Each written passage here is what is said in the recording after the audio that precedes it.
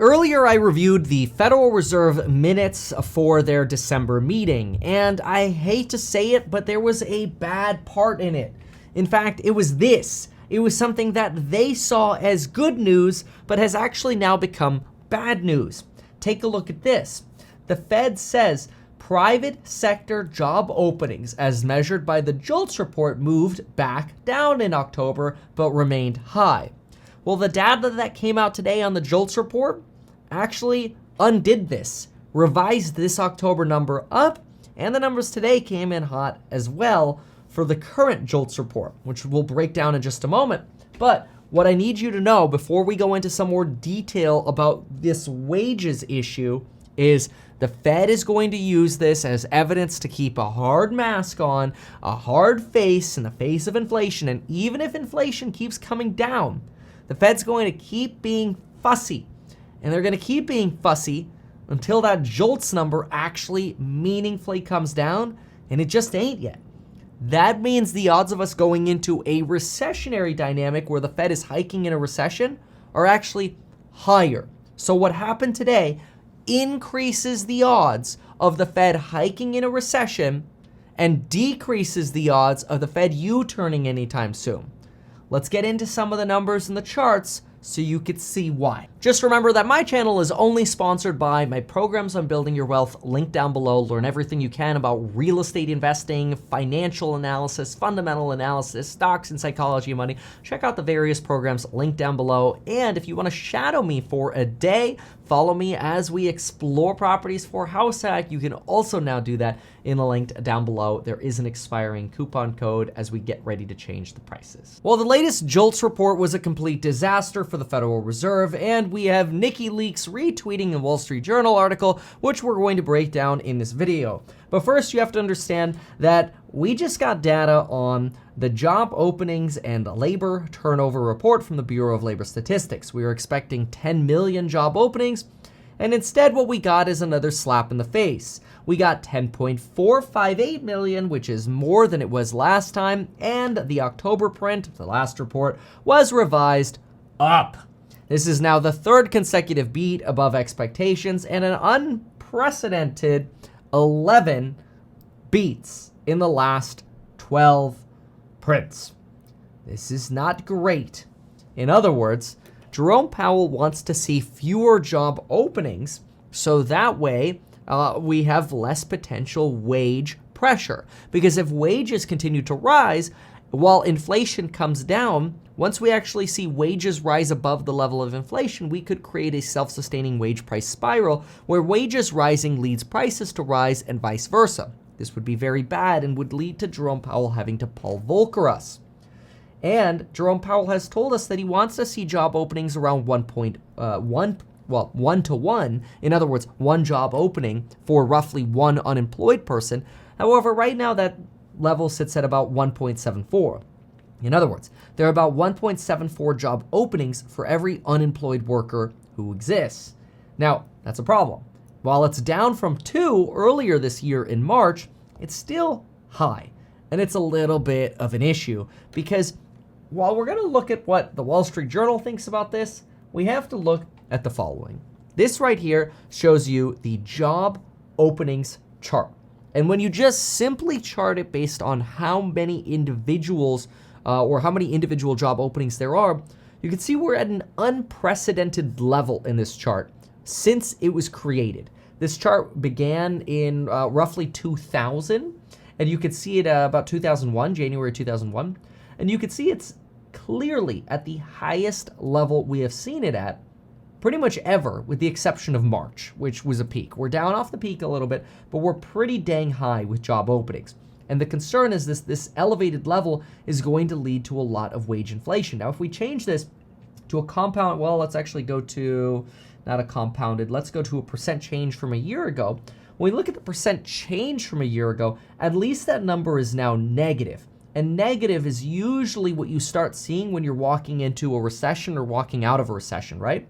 You had negative readings over here in 2002, presumably 2001. You had negative readings during 2008 and 9, and then coming out of the Great Recession. You had briefly negative readings over here in 2017, very, very briefly. But then, of course, you had negative readings during the COVID pandemic. We're now going into negative territory again, which is good. And the trend of wage inflation, at least as tracked by the ECI or the Employment Cost Index, is starting to inflect down.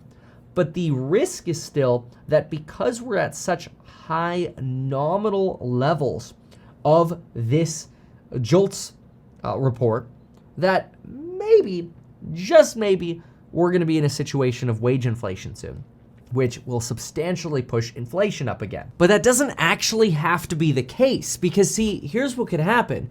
We could sit at this high level of job openings and potentially, and this is me putting on the optimist hat, okay? Not like Optimus Prime, like optimist, like I'm trying to be hopeful here, okay? The hopeful explanation for this high level of job openings, it's just that companies after COVID and people after COVID haven't quite figured out what they want to do with their lives. And so there's a lot more turnover. And if there's more turnover, of course, there are going to be more job openings. The problem is, generally, job openings lead to higher wages. What we see in the BLS reports are that people who stay at their jobs make about 7.5% more per year, at least in this inflationary time. People who switch jobs make about 15% more.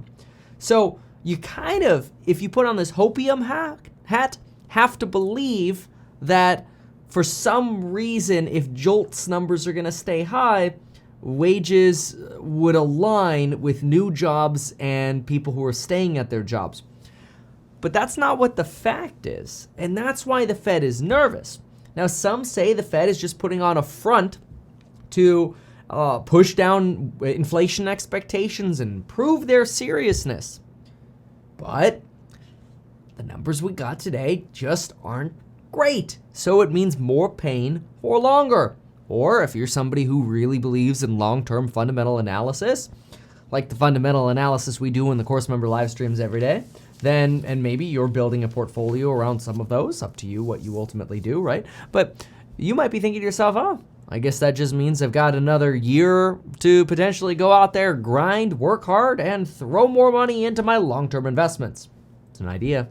Now, others will argue, Kevin, real wages are basically flat.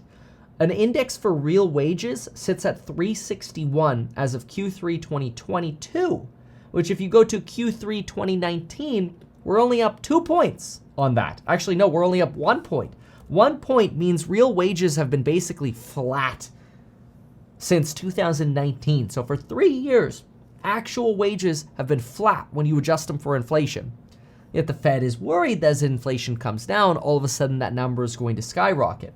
So this jolts report, long and short of it, not that great. It just does put more pressure on the Fed to iterate that they need to keep going to actually see these job openings close and remove the idea that people can just quit and get a new job. Unfortunately, in today's BLS jolts report, we actually saw that quits ticked up a little bit. So people are still confident enough in the labor market to quit and go find a new job. And usually when people quit and find a new job, their wages go up. Not always, but usually. It's exhausting. So, what did Nick T from NikkeiLeaks and the Wall Street Journal have to say? Well, they gave us some of the data, and then they suggested the following. Jobless claims, a proxy for layoffs, remain low. Now, while they're up from the spring of 2022, jobless claims, not really rising. At the same time, we're seeing people quitting, ticking up, and we're seeing an average of 392,000 jobs per month being added in 2022.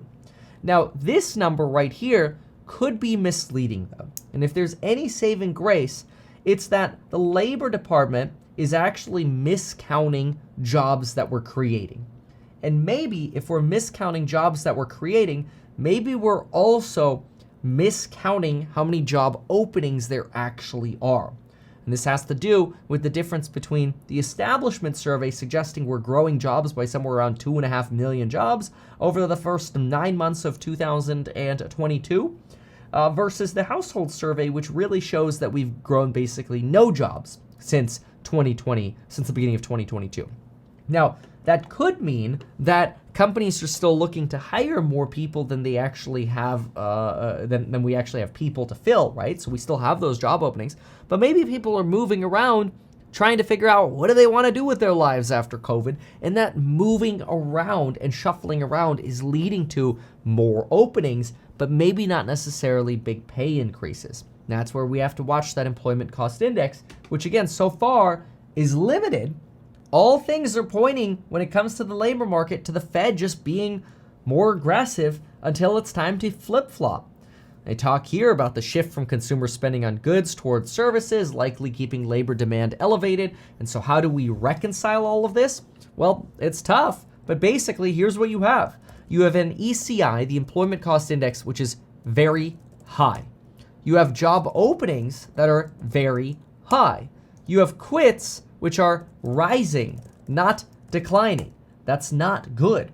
You have an unemployment report coming out on Friday, which is going to give us some indication on how high wages are moving. But so far, you still have wages growing at basically a 4.8 to 7.2% annualized rate. And inflation's probably going to be below both of those levels this year. And so we really got to see these numbers come down. So from the Fed's point of view, they're waiting for these numbers to come down.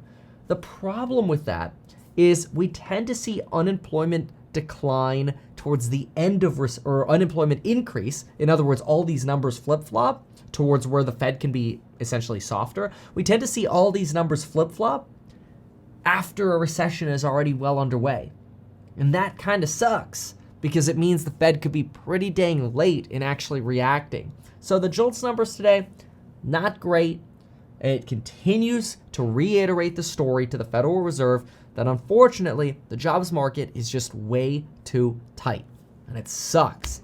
But you know what? All we could do is cross our fingers that we could actually get through high inflation without seeing massive, overly done wage inflation, but reasonable wage inflation where people are able to make more money without risking actual inflation. Now, it's not all bad. The Wall Street Journal recently conducted a survey and they found that it's actually becoming slightly easier for small businesses to start hiring people.